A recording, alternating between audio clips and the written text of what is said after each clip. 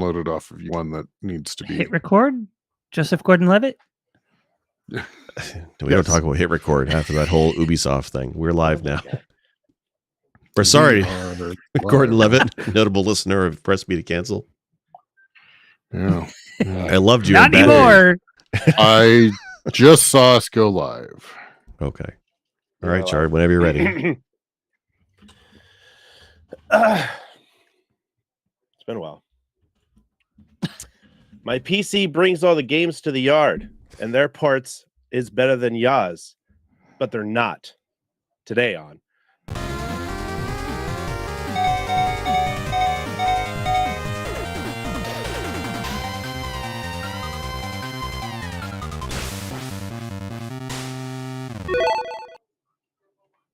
Yaz? What's Yaz?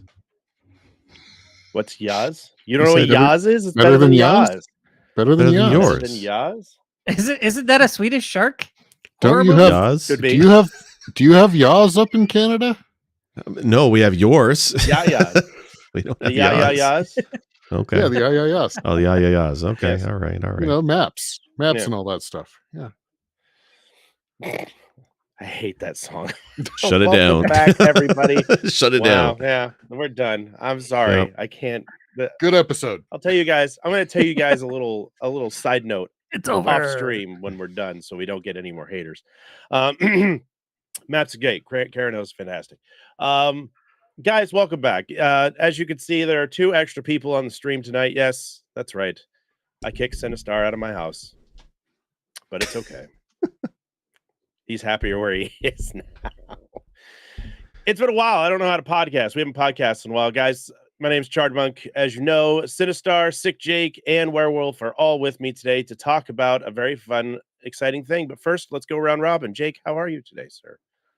I'm glad it's Friday. You know, it's a highlight of my week to talk to you guys. So this is good. Glad to have you guys back. Ashley, do you know you guys are almost at 1 year since you joined officially? And we did, actually. It's funny because the alert on my the 20th, because the alert on my Twitch has not changed. Might want to update we're still that. coming back, and it's been over a year. And everybody knows that we did it May 20th. So there you go. I'm glad to see that you have not suffered permanent injuries from battling the Canadian cougars that live in your house. Werewolf, how are you, sir? I am well. Haven't been playing a whole lot of AAA games lately, so unfortunately I'm a bit out of the loop on the newer stuff. But yeah, otherwise I'm great. Maybe because I haven't been playing these AAA games. Good. I'm holding that fork down real good lately. So thanks to a few people, and of course, last but certainly not least, and first in my heart, Sinistar, how are you, sir? Wow, first in your heart, huh? Screw the other 2 of you.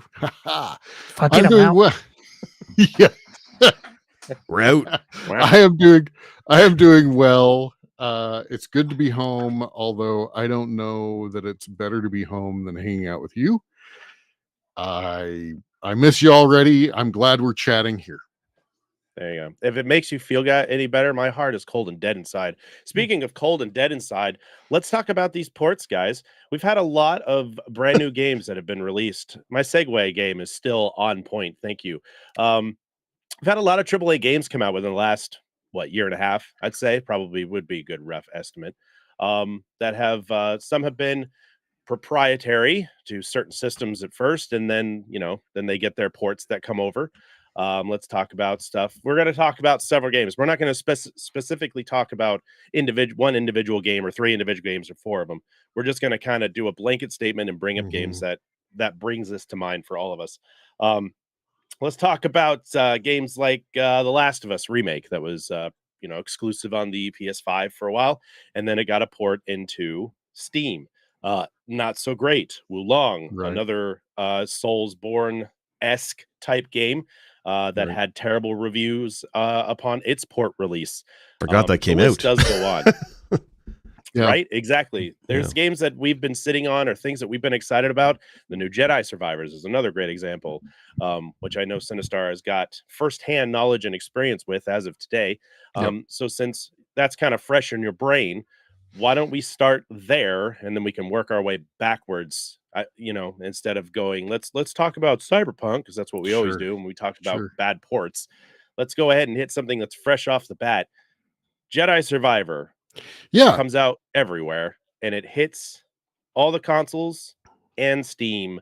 Released last week, if I'm not mistaken. The 28th. Sinstar, give us your opinions. Yeah, so I spun it up today. So I got a free copy of this game with the CPU that I bought. And so I'm kind of glad I got a free copy because A, it let me test for the podcast, and B, I didn't have to pay for it because it's been absolutely lambasted on the PC reviews. I will say that getting to it just at today, it performed well. It performed pretty well. It definitely had some stutters. There's some weird hair physics. There's some weird, but what's concerning is I looked at the hardware usage, and this is probably a good segue into some talking points as well. I have a Zen 4 CPU, so I have a brand new 7900X CPU. I've got 32 gigs of RAM. I have a 3080 Ti. It at 1080p was utilizing almost all 12 gigs of my video RAM and 17 gigs of my system RAM. It is not optimized. It That's a performed hog, well dude. on my system because I have an overperforming system. So honestly, it's a little scary. Part of, and this is why I say it was a good segue. Part of my research over the last few days, I literally wanted to do a side-by-side comparison, the best I could, with PS5, which is getting good reviews, versus PC. A PS5, the specs are 3 years old plus. The CPU is a customized Zen 2 AMD processor. It has 16 total gigs of shared RAM. The thing has a 350 watt power supply. My specs won't run on 350 watts. And it performs apparently very well on the PS5. So what where does that leave us? Do you know Series Xbox, Series X stats by any chance off the top of your head, or is that going to be a mind palace kind of thing? I don't. I'd have to look it up, but the PS5 and the Series XS, I think, came out at roughly the same time. Yeah, they were very closely released together. And if you look at the life cycle of consoles, they, because of the way that R&D works, they actually start essentially designing the hardware a year or two ahead, right? And so, like, we are talking, the PS5 came out in 2020, I believe. So we're talking really, it's a Zen 2. This was 2019 era CPUs, and so they're both on AMD platforms. They're very comparable. I think the one when they first launched, the leg up was on Sony because they had the direct access to memory, like direct storage, pipe to pull information off the hard drive. That's the Microsoft name, is direct storage, but yes, they had essentially that same technology. So compared to PCs at that time, PCs were even basically that was like a lower mid PC specs at the time it came out. But the benefit though is because they're home consoles, they're dedicated to gaming. So when developers make games for these things, they're making them designed for those specific platforms. But absolutely, yeah. So, but to see like games that come out on console and perform fine, they may not be hitting 60 frames on console. I think most people at home accepted that very rarely will that happen. But to see stuttering and pop-in and issues with not even 4K gaming, just 1080p gaming, 1080p 60 frames should not be a pipe dream in 2023. I don't understand why it's that difficult, right? We've had 1080p should be the lowest common denominator in 2023. Like we've had solid 1080p gaming since end of PS3 life cycle, like PS4 when that came out. That's why when Valve decided they wanted to do their Steam machines thing 10 years ago, right? The idea of using a PC as a console replacement, I was all aboard that that kind of idea. I mean, Valve didn't really follow through very well with it. Didn't go the way they expected.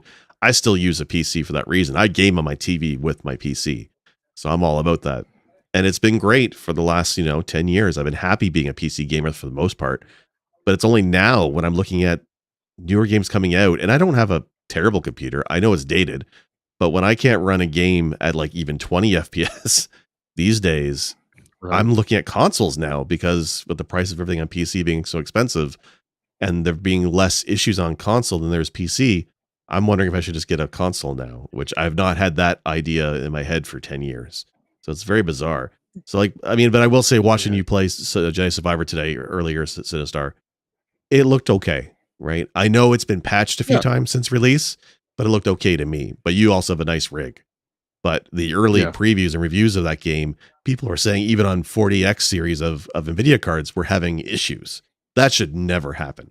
When you're paying $1,000 or more for a video card, you should be able to run anything that comes out that year, honestly. Like those cards are new. Right. Yeah.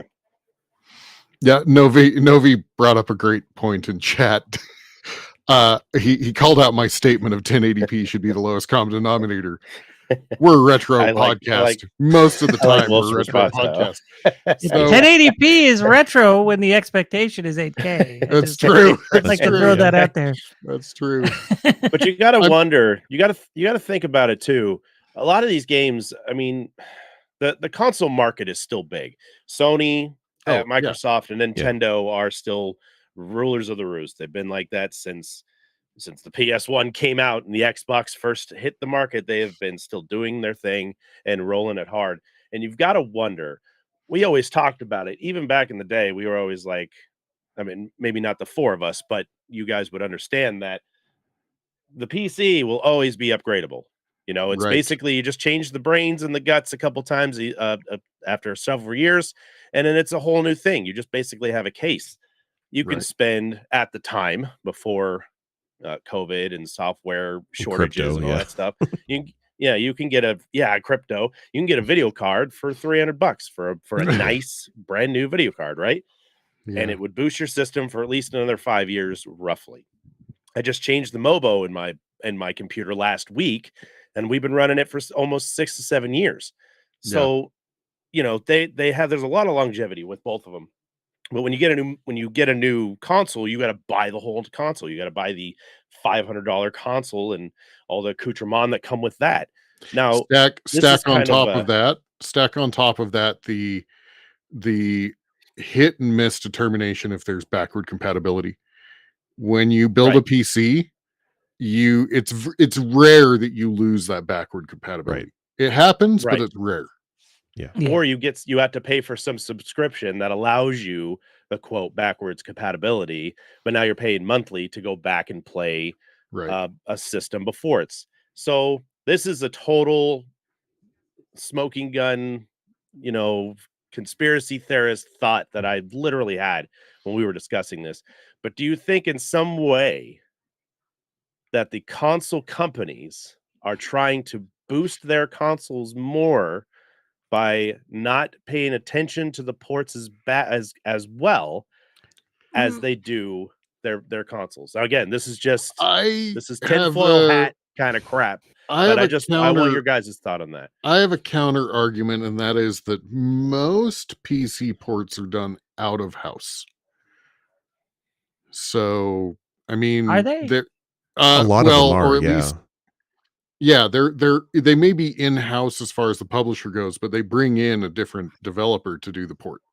Like, if I'm not wrong, Last of Us hired Iron Galaxy to do their port, and Iron Galaxy is not a bad studio. I mean, they're the guys who did Dive Kick, I think it was, and they also did the KI. Talk to the PC version of Last of Us and get back to me. Yeah. That game I know, but yeah, granted, that port sucks, but it's not because like the studio is a competent studio. It's not like a brand new studio, right? It's not like the guys who are doing the Silent Hill remake is a Blooper Team, which is terrible. Iron Galaxy has a pedigree to the team. They're decent, but I mean, they still had issues with it. And I think Sony, to your question, Char, do you think it's a conspiracy by the console makers to sabotage PC ports? No, and I'll tell you why. Sony may be a little bit inexperienced bringing their games to PC, but they've saw a lot of profit bringing God of War and bringing Horizon to PC enough that they're doing more of them, and their game is to do it a year after it's been on the console, which seems to be a fair way of rewarding your players. Xbox is different. Microsoft is in a unique place right now. They're not even they're a console company, but they're a game company. Like Game Pass is such a huge market for them, and I think that's their thing now. Their games as a service, whether you're playing on an Xbox, a Windows PC, or Game Pass, they're happy with no matter what you do. You game however you want to game with Microsoft. As long as you're playing a game that supports one of those three, they're happy to take your money. I don't think they're going to sabotage the PC market. So, and Nintendo is just Nintendo. We all know what they're like. Yeah. Speaking of Sony, I'm looking at you, Bloodborne and Demon Souls. Right? I know. That's the dream. If they bring those two to PC, then I really didn't want to ever need to get a PlayStation. Like they brought Spider-Man just recently, right? I've been waiting for that one for ages to play it, and I almost bought a PS4, and then they announced it on PC, and like, well, damn, I'll just play it on Steam. But even that game, which is not a new game, runs like shit on Steam. Like I have no end of issues in Spider-Man, and like I have a 1650 Super.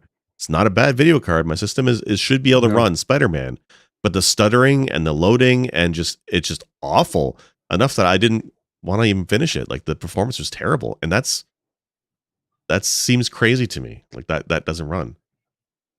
That's funny because I have Miles Morales that I just recently got, and it runs very well on both my Steam Deck and on my PC.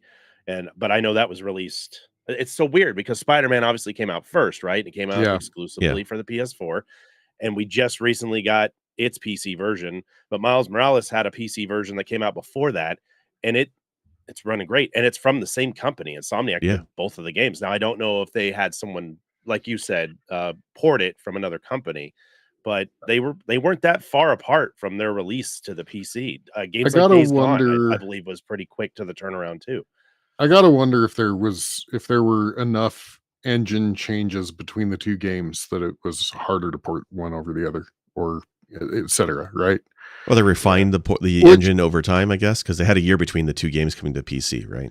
Yeah. Which kind of brings up Spider-Man and Miles Morales came out very closely together within their lifespan. Like when Miles Morales came out, I was like, I mean, is a year going to be that big of a chunk of time? Because I remember beating it, going, oh God, there's another one already coming out. There's usually have to wait like 7 or 8 years for this to come out. Well, you know what? How much does a year help? Look at Cyberpunk, right? I mean, we all jumped on Cyberpunk when that first came out. After a year, game is fine now, right? It took a year of patching, but they got it there, right? Cyberpunk's an interesting animal since you brought it up. Cyberpunk's an interesting animal because CD Projekt Red is first and foremost a PC gaming company, and they are a console company second, and that is actually kind of the opposite event of what we're talking about. There were significantly less bugs on the PC version of Cyberpunk than there was. I mean, they pulled from the PS4 store. They pulled it, right? I mean, because it was bad. Yeah, it was bad. Is it back on their store now, or is it still off the store? Yeah, it has to be back for sale now. Right? Oh, did they bring it back? Yeah. I was under the impression they were going to be like, since the new consoles are here, we're just going to leave it on the new consoles. And sorry, guys, because it was bad. They fixed it and then relisted it. They made it manageable on the base PS4 and then they relisted it. But even on the PC though, it was pretty it was buggy when I played through it. It was It was showed me pictures, Wolf. It was functionally broken in a number of ways. Like I had you see videos of things, and I have one where I killed the dude, and then it was in the process of him getting into his car. So then his car just followed me around. Mm-hmm. Like nobody did it. The cars just followed me around down the road and everything. Apparently he was driving Kit. Right. It's your backup ride. But like there was that, and then there was the crafting system was essentially broken at launch. Like you could not buy the recipes except for the first time you entered a store. If the recipes are there, they're there, but that's all you ever got, right in that particular store. And I don't think they ever fixed it backwards for files. I think it's only for new files going forward after they patched it. So that was a bummer. Like I had so much stuff. I don't want to lose my character. I don't want to start over. I'm great, with Stephen Keaton as my character, but I'd forgotten. Yeah, Stephen forgot Keaton. Yeah. Oh That yeah. was good. But I mean, think of CD Red Project and what they're known for kind of early release before things should be released, before it was like a big thing. Like right now, it's a big thing. Like it's a problem for gamers and people of our Well, I of our think status that Right. that play these games. And CD Red Project is just like, you know what? They're gonna release it, but I guarantee they're gonna fix it. And they do. I mean, they Yeah. did They it with do Witcher eventually. 3. Yes. Yeah. Like Witcher 3 had issues at honestly, release, yeah. and eventually they did fix it. And Witcher 3 is one of my favorite games, and they make Exactly. good on it. But it's like, can they just not wait an extra year before releasing it? Right. So, Right. Yeah. I mean, that's the problem that we run into, though, and that's kind of another segue. Is what is, and there we're going to talk a lot of conjecture here, but what's the core issue really that we're running into? Is it testing that's not being completed? Is it money that's, we can't leave this on the floor, we've got to release it today, we can't wait another year because it's probably a combination of all of these things. yeah, why not Zoidberg? Yeah, why not Zoid? Why not Exactly. Zoidberg? Well, I gotta ask. I'm gonna throw out What an about idea Zoidberg? here, and that is because I've been in the software industry for a long time, not gaming, but software industry for a long time. And there's been a drive to actually remove dedicated quality assurance teams. There has been. I can't guarantee that that's the case in, EA and, Bethesda and CD Projekt Red and whatever. I can't guarantee that, but it feels very much like it because in the industries I work in, they rely on the devs to test. And the problem is the you can't devs blame will test QA. Yeah. their product. They will test their product. They won't test how it interacts with everybody else's. Yeah. Right. Go ahead. And I have a story. I feel like I've told this before, but this is the perfect opportunity to tell this story. When I was going to school for game design, I had a teacher who had been in the industry for years and years. And this was back in 2011, 2012, right?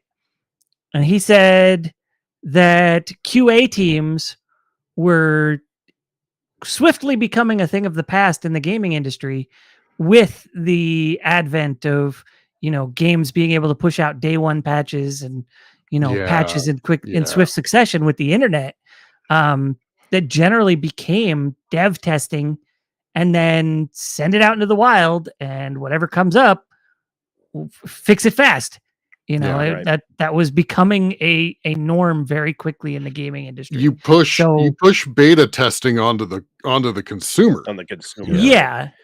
I mean, we saw the same kind of action, though not a beloved game. I did enjoy it. Callisto Protocol had its bugs at the beginning, but the next day, all that stuff was fixed. The shading, the loading errors, all the optimization that needed to happen. It took us like 10 minutes to fire that game up just to play in the first game, and there was still stuttering and there were still issues that I thought my video card was going bad because that was the first time I'd really experienced anything like it.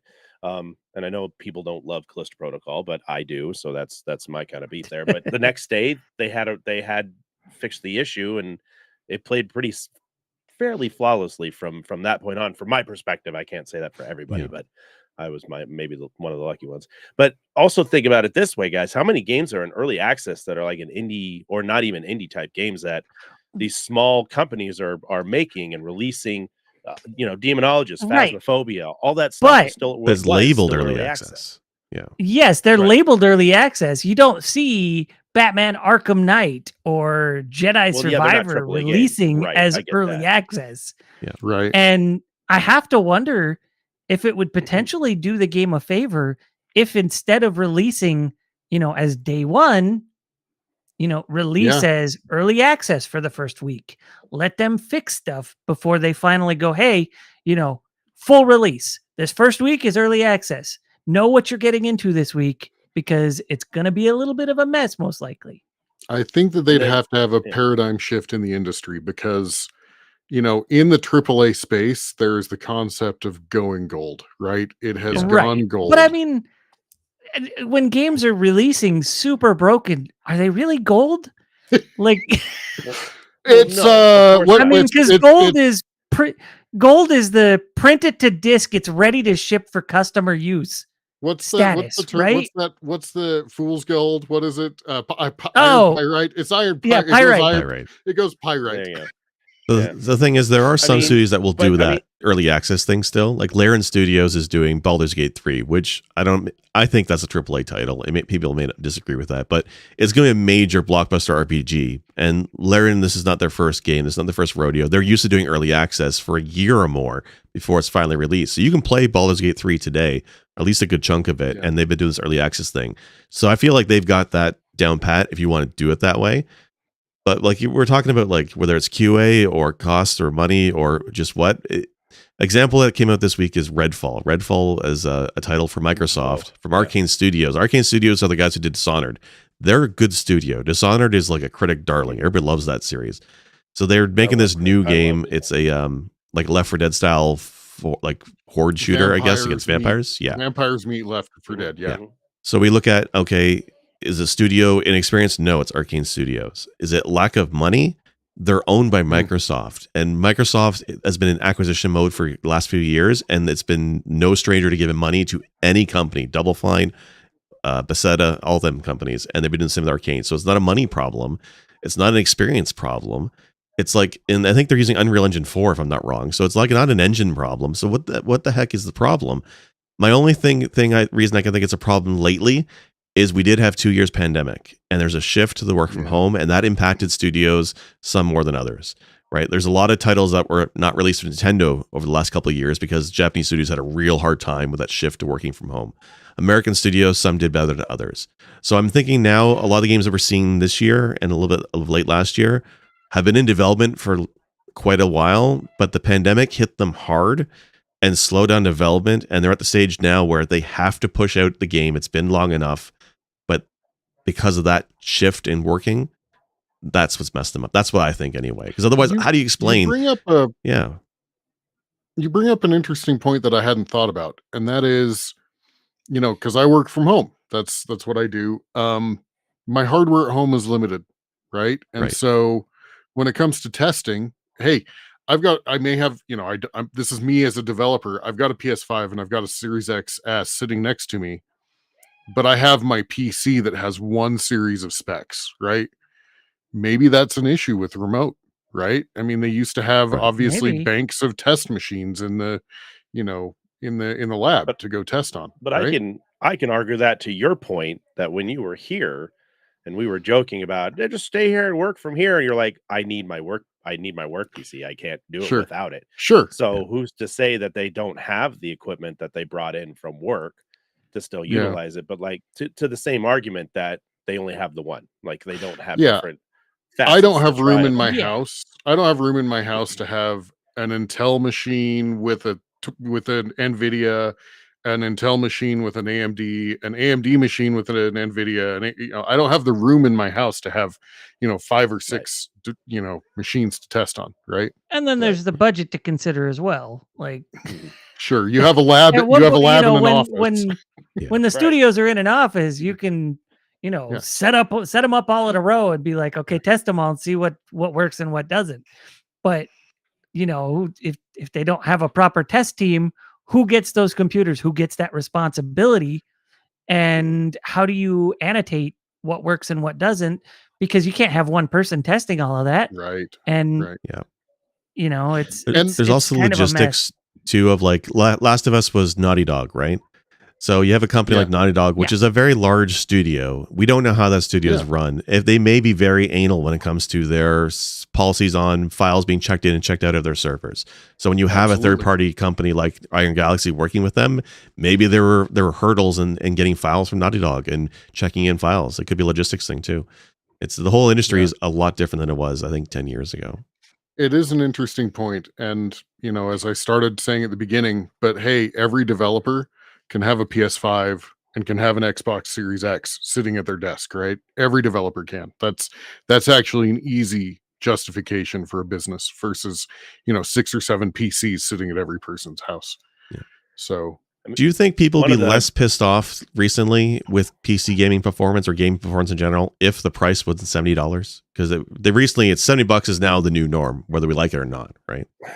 Like Redfall being $70. If it was a $50 game, would it be different? I'm not happy with $70 whether or not it's good or bad.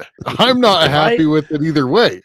Right. If I go to Razer, because you guys know my love of Razer, and I buy a keyboard from Razer at the, let's just say $250 for its newest Black Widow model, and I bring it home, and the RGBs are only half working because somebody didn't test that keyboard, I'm going to be pissed because I want a full product. Now, if Razer sent me a keyboard and said, hey, for $25, just test this guy out, see what it does, they would soften the blow. I do agree that it would be like, if I'm paying full price for something, I expect it to work to its fullest. If I paid the money I paid for the Steam Deck and it had the issues that it had, like right out the box, I'd be upset about it. So, and I know you got to make money with whatever you're working in and all that other stuff. And right now our economy's not great and they have to raise the stakes where they have to raise them. But I mean, if a car doesn't run when you buy it off drive it off the lot, that's a lemon. And there's laws against that, right? Yep. I mean, yep. There's a whole thing about that. I have actually exercised the lemon law. So, I mean, we're walking through the fields, gentlemen. We are not getting lemonade out of these lemons that they keep giving us. We just have to wait like an extra 3 weeks for them to be like, yeah, I forgot that code. Okay, yeah, we'll just put that in. No, we'll fix it tomorrow. Don't worry about it. And that brings up another point, and that is that, you know, we are now talking games that are pushing above 120 gigabytes. And then when they go to fix them and patch them, we're talking 50 gig patches, right? I mean, which to me says, yeah, they're fixing it, but they aren't optimizing when they fix it. They're just getting that shit out the door. And what is Red Dead Redemption? 119 gigabytes now to load up. Survivor's 150, I think. Yeah, Survivor's 150, and the patch that came out last week was 55 gigs. That's nuts. 55 gigs. For those people that have, you know, most of your standard terrestrial internet, there's bandwidth caps per month, right? Like, like we pay for the unlimited, but otherwise we'd have 800 gigs as our cap. Right. Yeah. That's me. Hello. Who wants to stream television when you can download AAA games? Like one a month, right?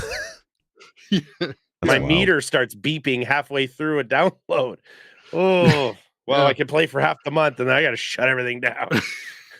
No. Oh, well, I can't patch anymore. Yeah, right. I'm stuck with it as it is until next month. Yeah, I'm stuck with it as it is until next month. So we got to flip the ticker. I mean, I am happy that these studios, you know, and we'll talk Nier Automata in a minute, but I am happy that these studios are rapidly fixing, right? But the problem is the rapid fixes are massive.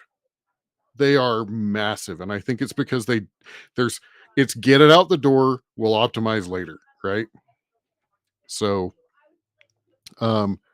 yeah, and then there's Nier Automata, which, from what I understood, the PC port was a dumpster fire for a long time. Keep talking. Yes. So I looked into this because I was curious. You needed a fan patch to make it work for a long time. By a long time, I mean the big patch that fixed all the issues people had took 4 years to happen. That must have been the re-release they did, 2017. Right? Game came out in 2017. It finally got fixed on PC in 2021.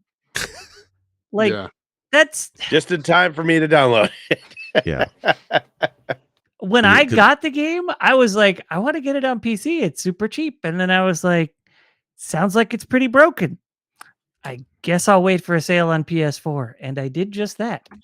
So yeah. Yeah, when I played it, I played it on PC a year after it came out, and now I went back and checked before this episode, and I used the fan patch. That's how I played it, and I had no issues. The version that you can get now on Steam is like the there's some stupid name for it, the Yorha edition. It's like the Game of the all-encompassing Yorha. DLC edition. Yeah, that's the one I got. Yeah, and that's the one that's fix. But how wild is that? A company has a broken game, it doesn't patch it for 4 freaking years, not until they release a new version. They're too busy building on Final Fantasy 14. The game company probably went and grabbed the consumer patch and just said, "That's our patch, and we're good." Yeah, right. Thanks, guys. We're reaching back a little here, but even Skyrim was kind of broken on PC when it released, because for a series that had, all of them. We'll touch on that in a second. But for a series that was, it essentially developed for PC most of the time, that one they decided, let's focus on console and then port it to PC. And so the mouse and keyboard connections were kind of wonky. The controls were bad. It expected you to play with a controller on a PC. Most PC gamers are not firing up a first-person game like that to be like, let me pull out the controller and play. Right. I play on PC partially because I want keyboard and mouse. Right. That's also not to say that Bethesda has always been like top tier for their launch titles. It's Morrowind, I'm pretty sure, has a memory leak that has never been fixed. Yeah, always a problem. It just takes a lot longer for that memory leak to become a problem these days than it did back It when... actually comes with a digital bucket the size of the one you get from Home Depot to fucking but it used to be like when it came out, that memory leak would get to where it was eating up like 80-90% of your RAM. Yeah. And I mean, now it would take days, if not weeks, to reach that point, but the leak is still there. It never got fixed. You were restarting that game not infrequently to free up the leak. Like if you had a day-long session of that game, you probably restarted it 2, 3, maybe 4 times. Yeah. So those games, though, like Fallout 3, Oblivion, they all had issues. And the company kind of had the reputation of, when they release a game, you expect a certain level of bugginess and jankiness to it. It's almost expected now. But now in 2023, they've got Starfield coming out later this year. It's going to have the same issues. It is. They can't not make a polished game. The way they make their games and their expansive worlds, it's going to be buggy. But are people going to be this pissed off like they are with Redfall and Jedi Survivor? Are they going to have that same level of anger and rage against Starfield when that comes out? I mean, you can measure up to what the expectations of. We're going to go back to Cyberpunk, because Cyberpunk's kind of the redheaded stepchild in this whole thing, I guess, or maybe not the redheaded, but it's the center of attention of buggy games, because how long have we waited for Cyberpunk to be released? Like, we heard about it, 7 years or 5 years? I think it was a 7-year development cycle. Yeah, right. And then they were like, we're going to release it, and then they pulled it, and they're like, we're almost ready, and then they pulled it, and it was like the 3rd or 4th time they were like, oh, we're just gonna give it out there, and then they launched it, and it was trash. It was a dumpster fire, and they fixed it and all that other garbage. But I mean, how many times are they like making these promises that we're going to release these things, and then they pull them off the shelves and redo the whole thing, or whatever they have to do? I mean, I think it comes back that's what happened with Arkham Knight. Yeah, Arkham Knight was so bad. Like, that was one of the first major review bombings for a AAA title, I believe. And it was so bad, it got pulled off of the Steam store. Yeah. Games don't get pulled off of Steam for not performing well. No. They're still it was doing so bad, they had to disable reviews on its Steam page. And then they pulled it off the store.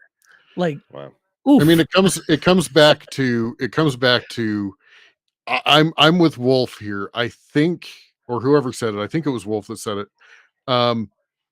We need to either, like, Cyberpunk should have been released as early access, or we should stop giving release dates. Honestly. Yeah. It'll come out when it's ready. Hey, we're starting development on this thing. We'll see you in 6, 7, 8 years, right? Can you tell somebody that we'll release it next week or 2 weeks from now?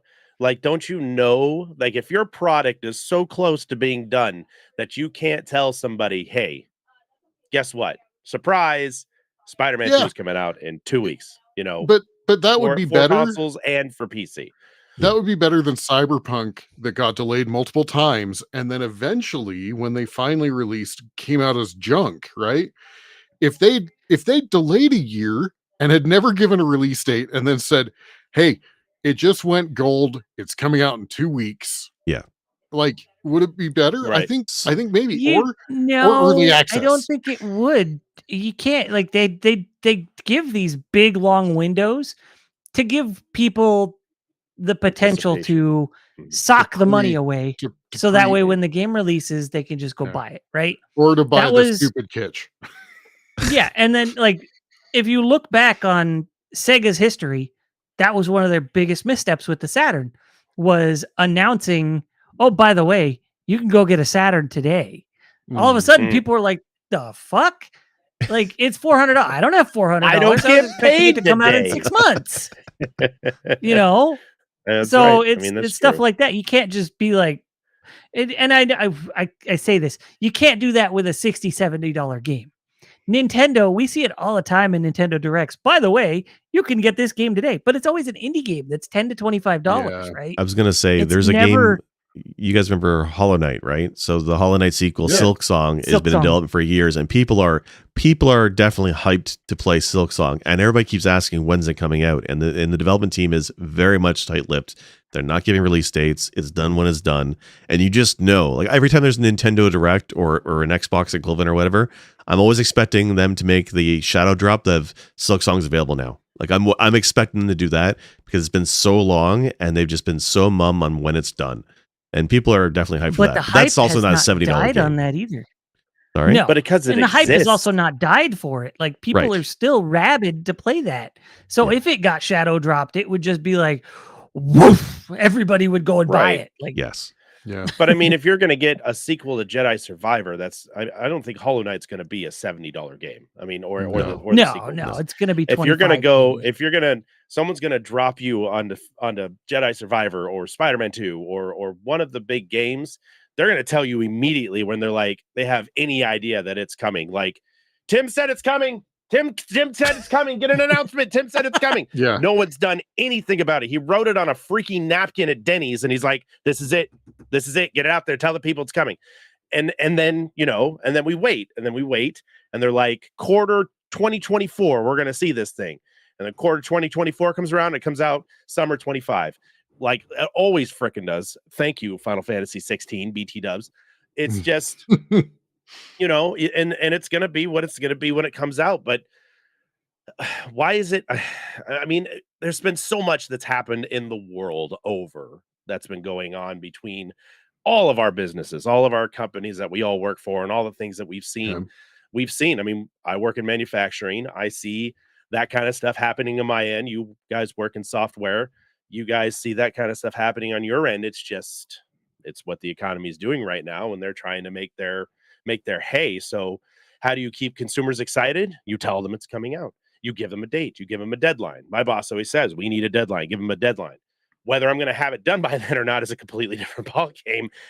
Or if it's going to be working by the time that deadline comes out, that's you still got to give them a deadline. So, Right. like, what do we do as consumers? Do we stop? Do we say enough is enough? Or like, what would you guys? I mean, now this is another rhetorical, and people will have their different opinions about this. So this isn't the right or wrong answer at all. But like, how do we make it so that this stops happening? I can tell you one thing I would do. One thing I would do is people need to stop pre-ordering games. You have to stop pre-ordering these super uber deluxe editions for $120. You got to stop doing Fantasy that. 16 pre-order receipt. Sorry. Yeah, I'm guilty of it too. I've pre-ordered games in the past. I've regretted it. I've stopped doing it because it does you no good as a consumer. Like all the digital add-ons they give you for pre-ordering are bullshit anyway. You just got to stop because you got to wait till the game comes out. Like Jedi Survivor. After seeing the early reviews and the performances that are done on it, it will not run on my machine. I know it won't. So I'm glad I did pay for it ahead of time because I waited for reviews. Save that and I'm so glad I did. $70. Yeah. Save that $70, 70 US dollars. I know we're not a US centric, but 70 US dollars. Save it. If Jedi Survivor comes out and it's good, go buy it. Yeah. If not, you've got $70 for another game. Exactly. Right? And then I mean, so, and this strays a little bit from the bad PC AAA ports, right? But Zelda comes out in a week, right? And who knows how the Switch is going to handle it, because that game, the Breath of the Wild, chugged at times on the Switch, right? Well, and the Pokemon this game was a dumpster fire that came out, right? So, like, pre-ordering these games, like, especially when it comes to PC, because PC games, when they hit a sale, they go deep discount.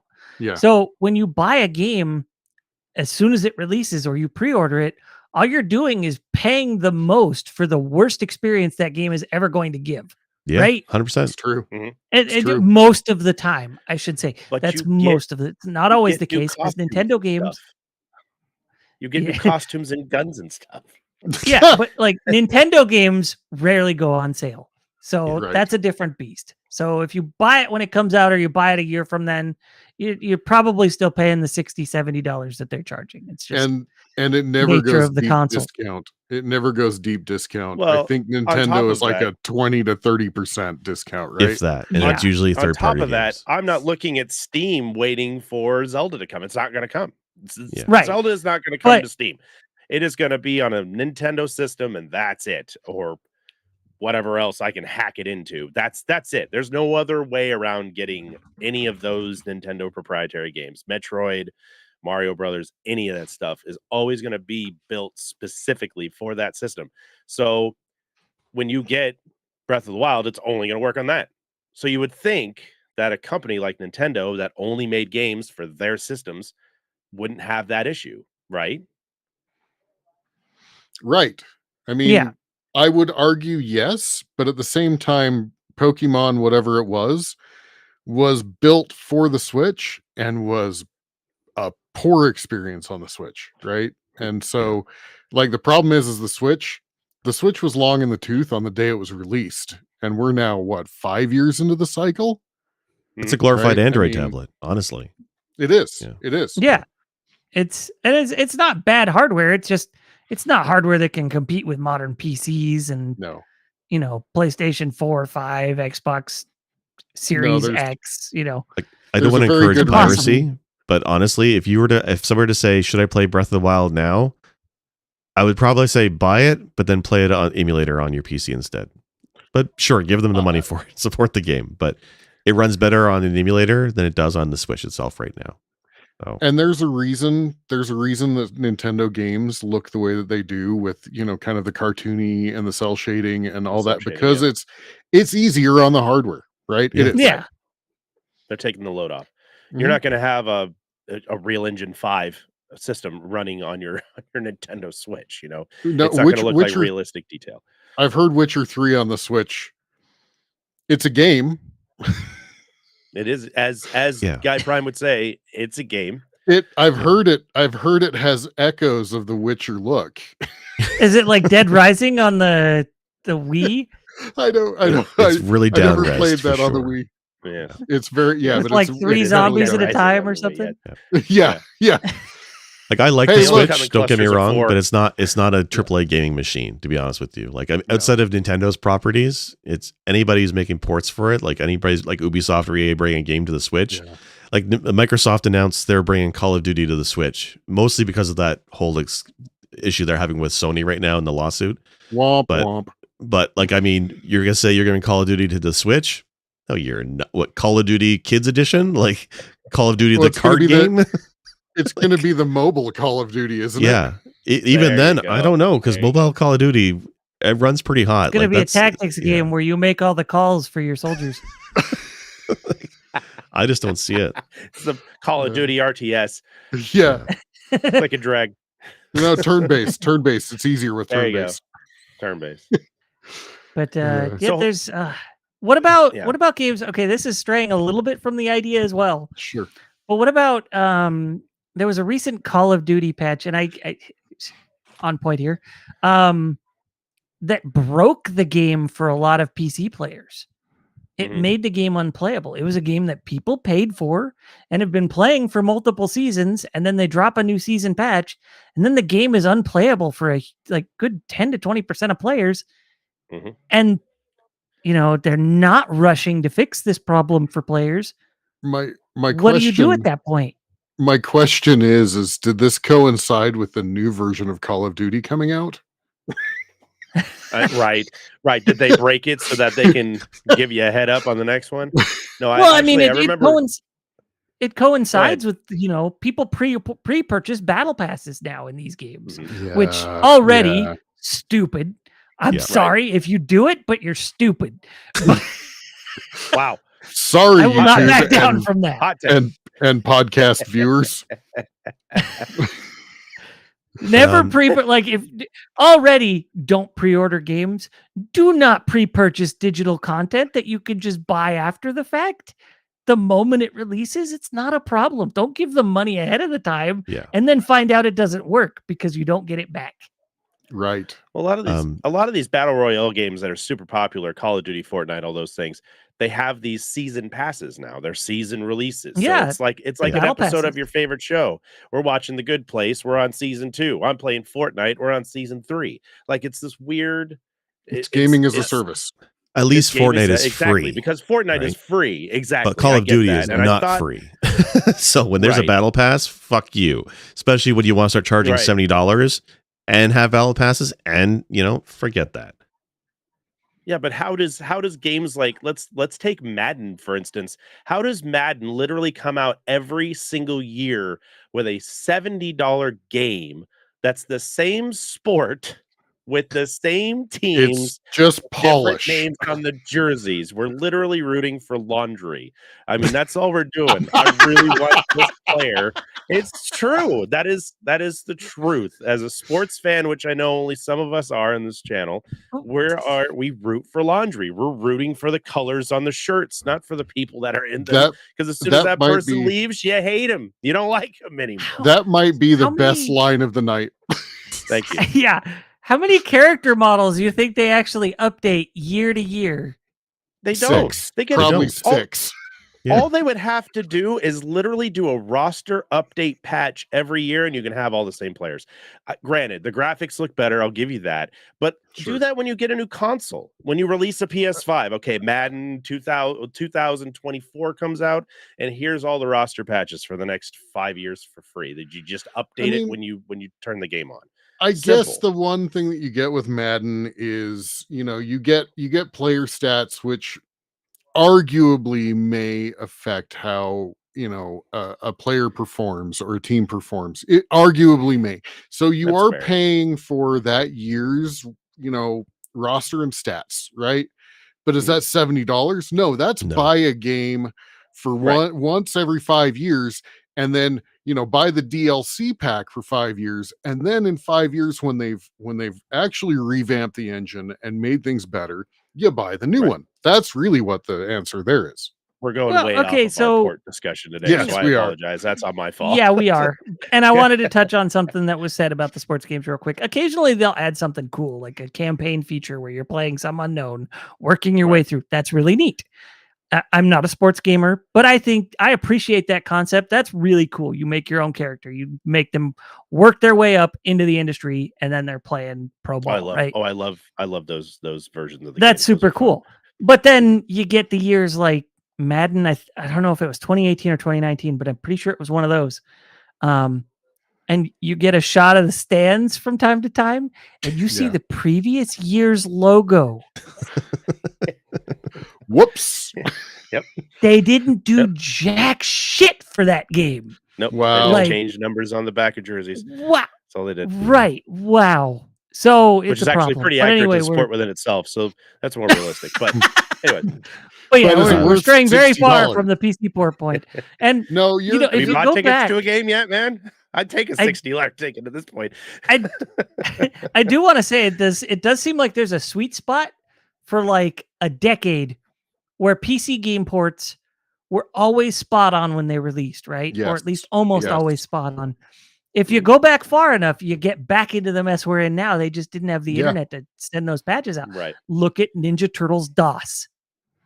Yeah. It is literally unbeatable. Right. Because that like second to last area or third to last area has jumps that you cannot make the jump physically. Like the game's physics don't allow it. They made the pit too wide. Oops. Yep. And apparently, if you fix that one, you get a little further and you see there's another pit that they made too wide. So they really did not test it. Mm-hmm. Mhm. So it's like they got to a point where they're like, yeah, these games are going to be polished. We're pushing them out. They're going to be great. Little issues. We can, people can go download a patch if they want, but they're not going to Tweaks need and bugs it. are Right? fine. But Yeah. not when But- the characters are unrecognizable. Like, that's not Joel. That's some dude whose face is made out of macaroni. Like, I don't know who that is. Wearing a helmet, you can't know what I tell. mean? It's Like, fine. No. He's is that talking his Joel hair and or is Last that of a Us. mop? Oh, What He's talking- is that? Yeah. Like, literally he had these, it looked like he took, mascara and like painted on his eyebrows as thick as possible. They were I gotta they see were this. heavy. They were heavy. Look up Sinistar sent me Last of pictures. Us. Look up Last of Us PC port graphics, and I think if you add Joel, you'll see like it is mascara across his and his beard looks like half he the dipped his bottle head. is Oh used on my one thing. gosh! His beard looks like he literally dipped his chin in tar. Yeah, Oh, they look like patches. My beard is less patchy than that, and it's it digital. looks like you shaved one of the apes in Planet of the Apes. Oh no. It's bad. It's bad. Oh my. bad. Dr. Zaius, what happened to you?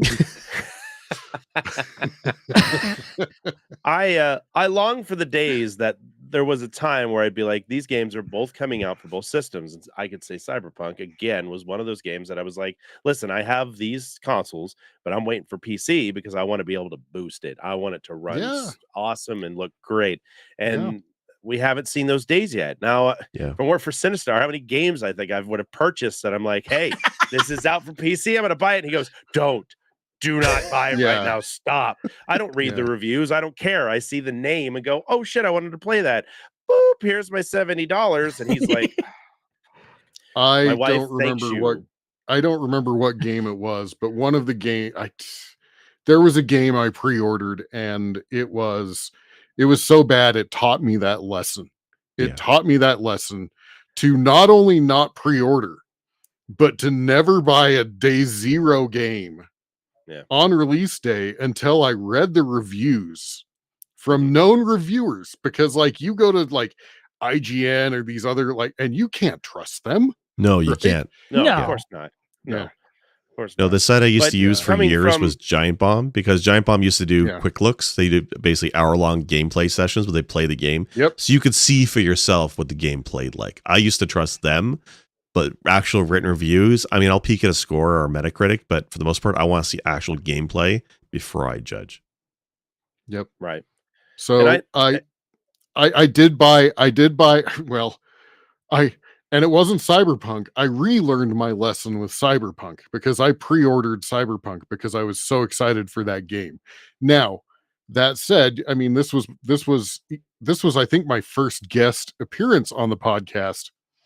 I didn't have as bad experience with Cyberpunk as a lot of people did. Yeah. I enjoyed it from day one, but it was buggy as hell. Oh, it was, but yeah, I feel like Cyberpunk, it was not broken in an unplayable manner. Right. It was broken in a way that you could play 99% of the time on PC. Right. And for the experiences that were broken, if you go in knowing it's broken and still expect to have fun, you're going to have an absolute blast because of how broken it is. It was just funny. The stuff, like the issues I had in the game usually were just like, this is hilarious. Like, because it wasn't game breaking, it was mechanic breaking. And there's a big difference in the two. or it was like Skyrim, when Skyrim first came out. It was going and trying to figure out how to have your character fall through the map or like stretch into oblivion, and if you're doing that as an experiment, it's fun, right? So, when it's expected, not when you're like battling a big baddie and then all of a sudden your guy gets obliterated and cut in half because he stepped on a rock, or Demon Souls decides to crash on you, or Demon Souls decides to crash on you while you're fighting a boss. Another one of Skyrim's major bugs happened before you even made your characters. So it's not like you could be mad because it only happened sometimes. But you wake up, hey, you're awake. And then the cart just like flies off into the sky while you're on it. Like, that's hilarious. That's not going to break the game, right? Right. It's stuff that's memeable and funny instead of just game breaking and frustrating. And when it's memeable and funny, I don't mind. I'll have a blast with that game. Yeah. It's when it's game breaking and pisses you off that it's a problem. And unfortunately, that is the case with most AAA PC ports that have problems these days. So that's, I guess I'm going to circle around and kind of give my take on the case of like Call of Duty where they release a breaking patch. I don't have an answer. I don't have an answer for that. But as a PC gamer, because I'm still a PC gamer, all I've learned is 98.5% of games will become playable. You just have to learn to wait, right? And sometimes 4 years. Well, there's few studios that seem to do it right on a consistent basis. I was going to ask, is there any studios that for you guys feel like are not having these game-breaking bugs on day one? The only example lately, and I mean lately, has been Capcom. Capcom's had a resurgence lately of doing some really great games. I mean, they remastered the Resident Evil series, which for the most part seems fantastic. Monster Hunter World and Rise, pretty fantastic. I mean, Street Fighter 6 demo came out, and it was, for a demo, it was amazing. I'm looking forward to the full version. Capcom seems to be a company that lately, and I'm going to say it again, lately, I've not seen any major issues with their PC games. So are there others? There has been issue with Resident Evil 4 that I can personally speak and attest to. Novi brought up FromSoft, and I will mostly agree. But Elden Ring did have crashing issues for the first week. It did. Yeah. But then they fixed it out because I know that I was playing it in the beginning too. It had issues, Chard. It's not. I know it's a perfect game, but it had fucking issues. And you were beating your computer up. You guys just turned it off and blamed it on the patches. Don't lie. I have 90 hours. I think I know a thing or two about Elden Ring, Chard. And the game had issues in the first fucking week. But after the week, they patched it to their credit relatively quickly. And after that week, I had zero issues. Yeah. Right. Dark Souls was a game that had issues on PC for a long time, though. Yeah. Yes. Yeah. That was another one where a fan patched it. I don't know. And that's how you played it on PC if you wanted full frame rate. Right? Yeah.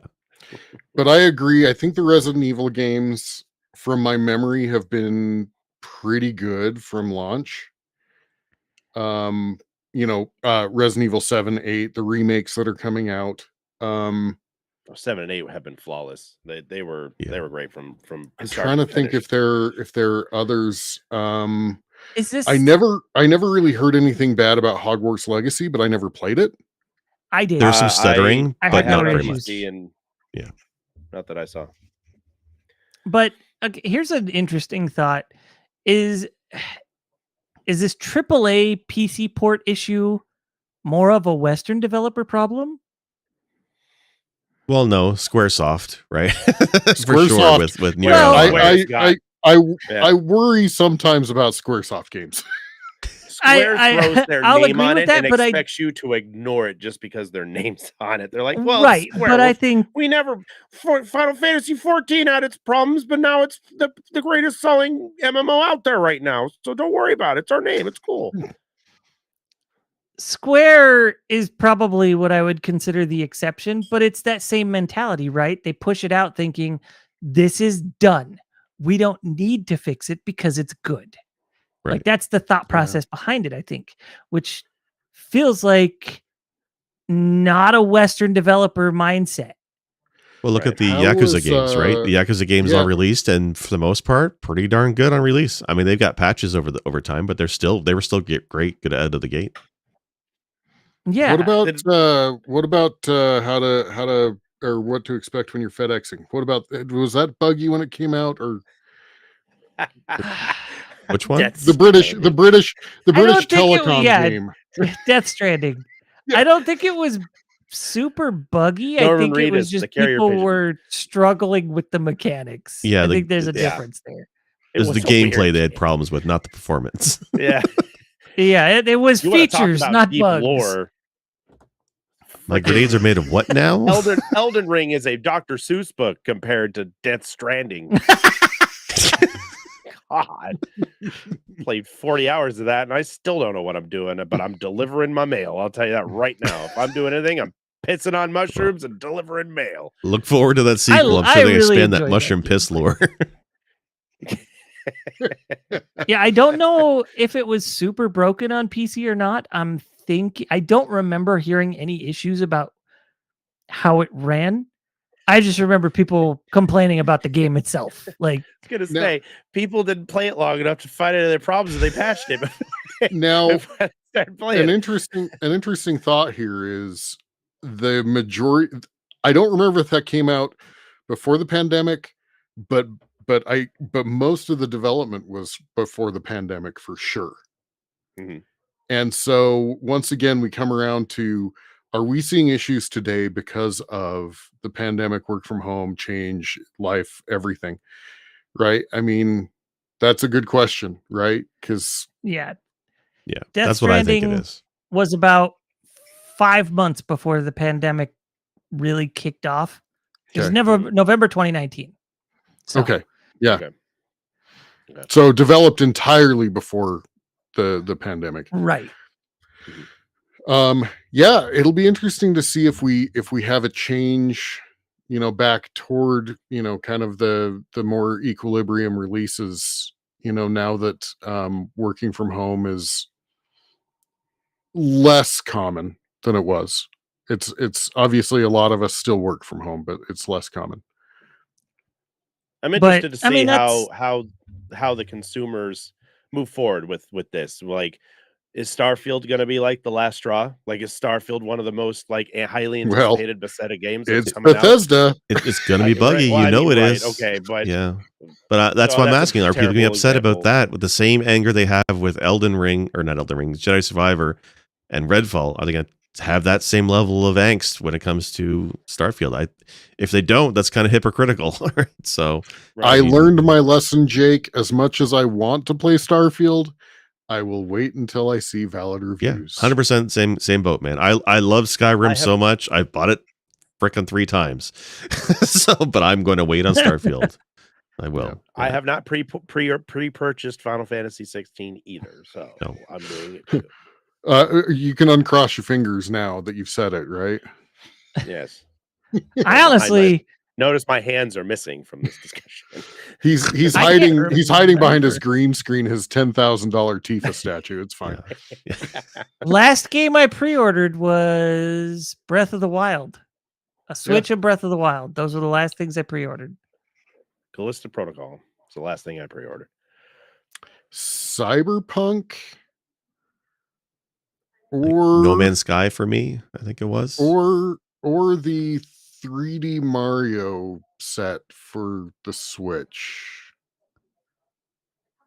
Oh, Now I think that about it, was might another actually been problem. Yeah, we don't talk No, about we don't that. talk about that. Yeah. We should do We don't know that our one. top 100 guys. Yes. Oh crap. Crapola. You guys go ahead and I'll marinate on mine. Okay. Well, I have mine ready if you want. I have mine ready. Yeah, go for it. It's been a Okay, day. well, I'm sticking with PC game because we are talking PC games today. So I am nominating Fallout, the original Fallout, the original isometric turn-based Fallout.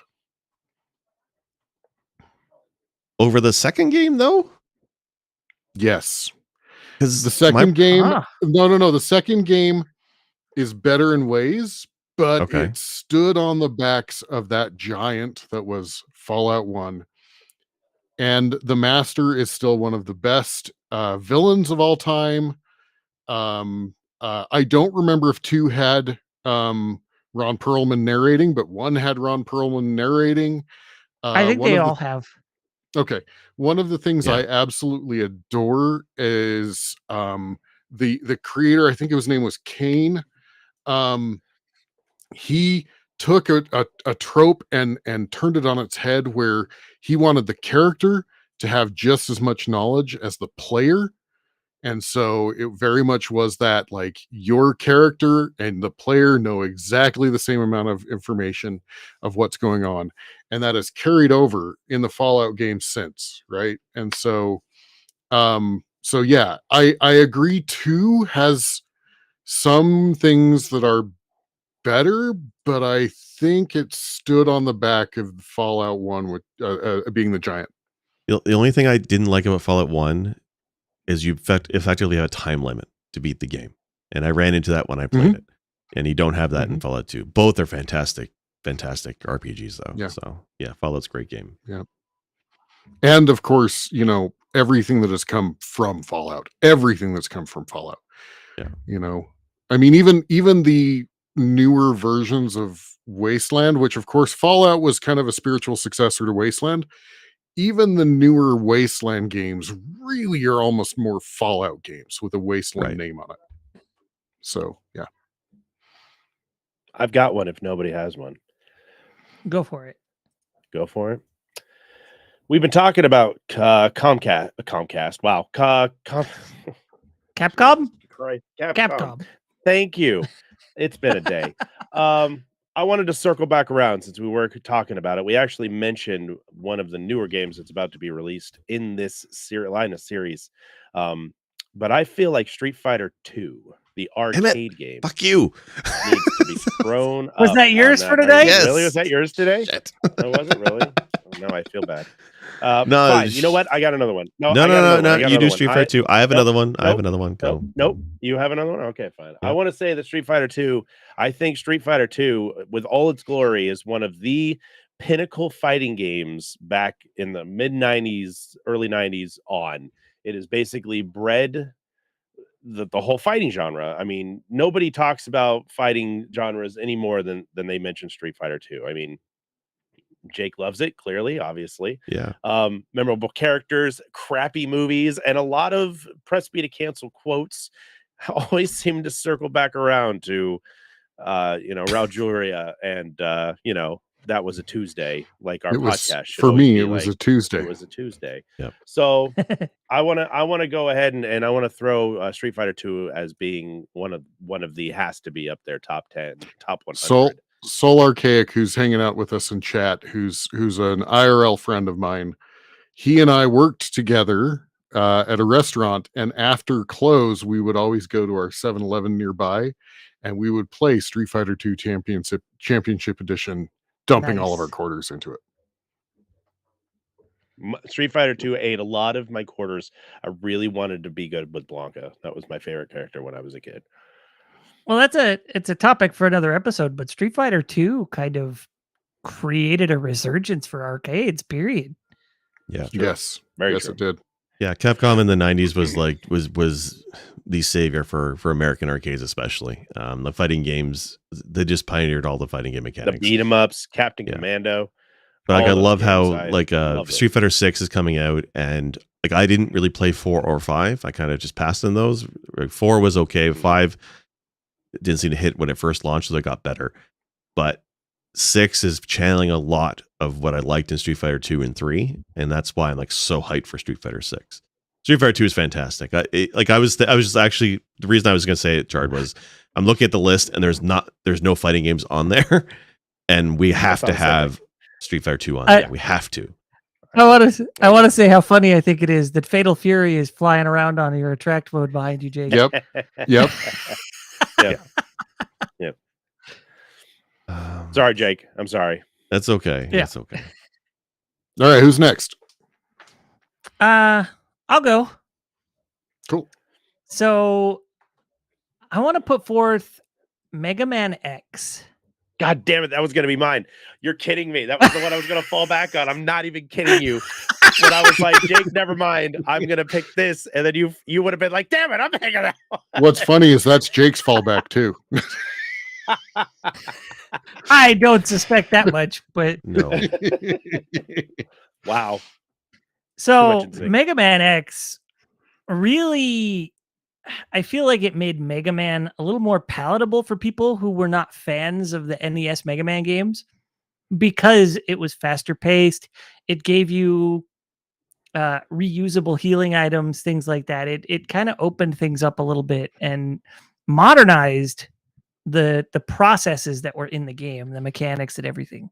Like it kept that hardcore rock paper scissors kind of aspect to it, but I mean it made Mega Man upgrade in more interesting ways than throwing cool. Rush as a backpack and making him a jetpack. Yeah.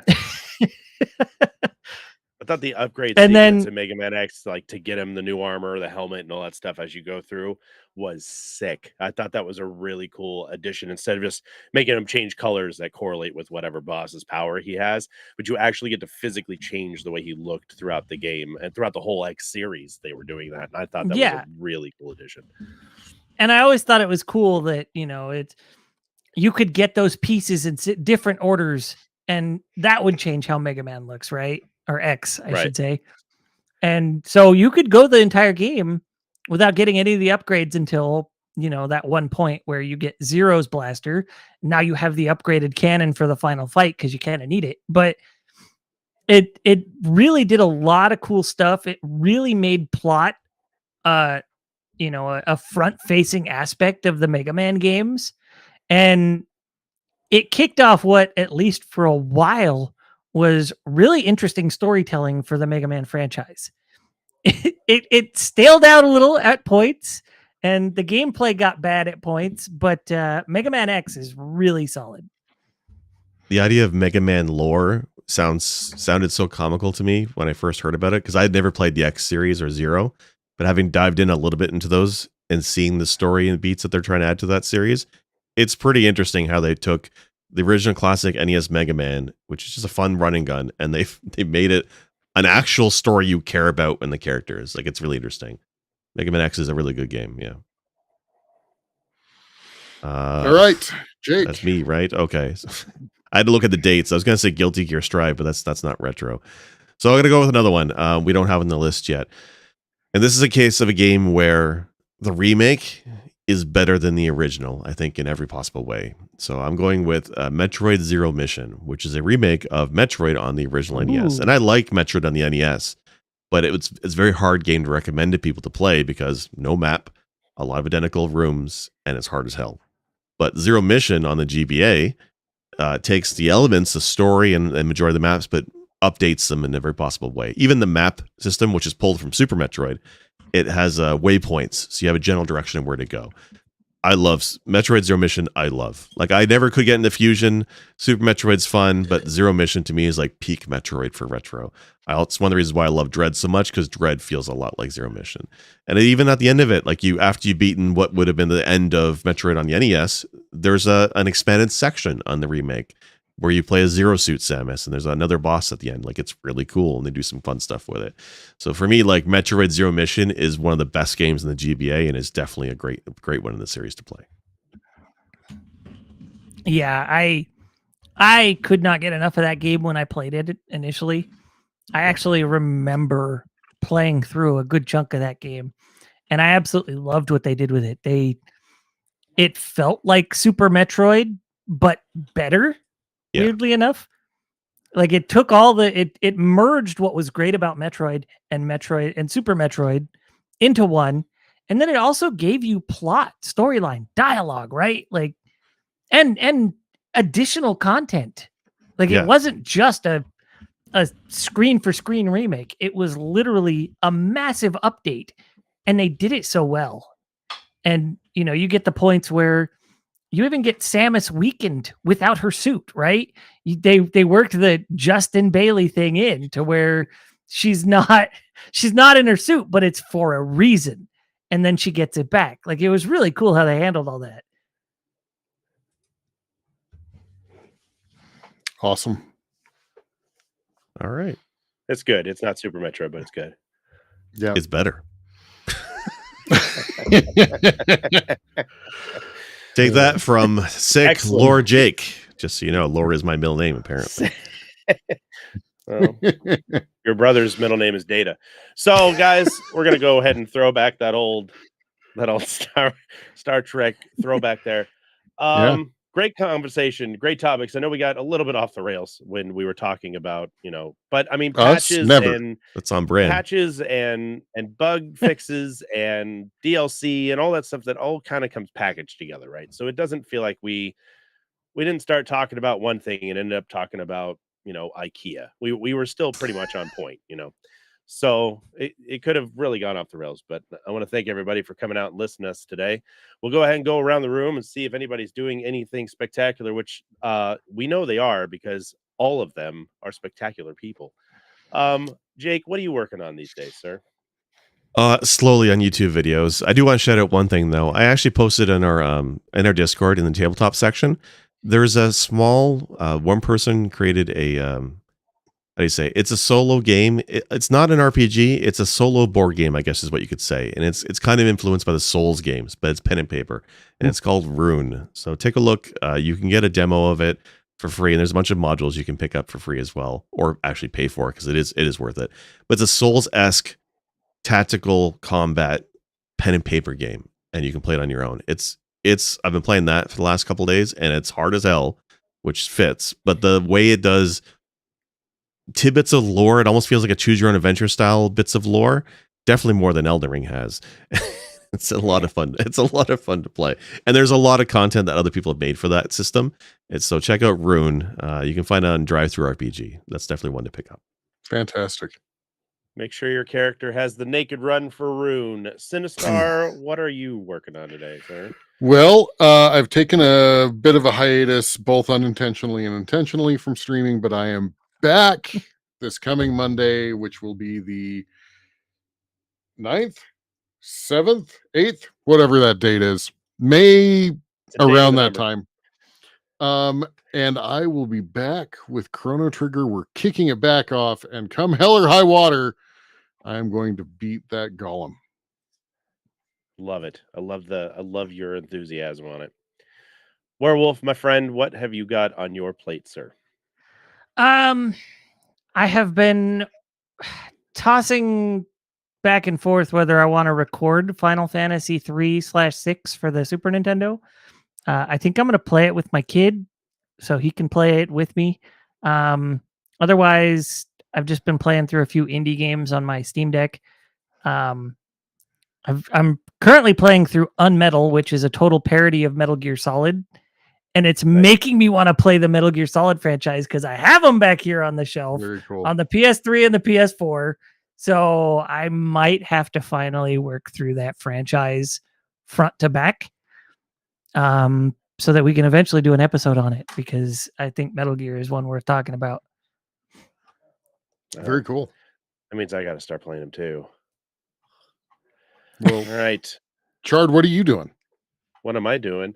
I'm Not streaming. I'm back to streaming. I took a good week and a half off to hang with friends and celebrate the old B-Day. So that was a good time. We started playing Demon Souls as of yesterday and today. Tomorrow I am going completely Sinistarring, and we're going to start a new game. It's not a new game, it's an old game, but it's the beginning of the franchise.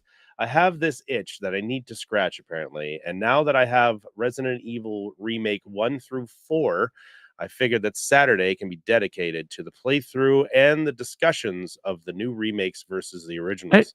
Now, go ahead. Yes, Wolf? Are you going to do the year of Resident Evil? No, I'm just going to do 1 through 4 and be done with it. So. Callback.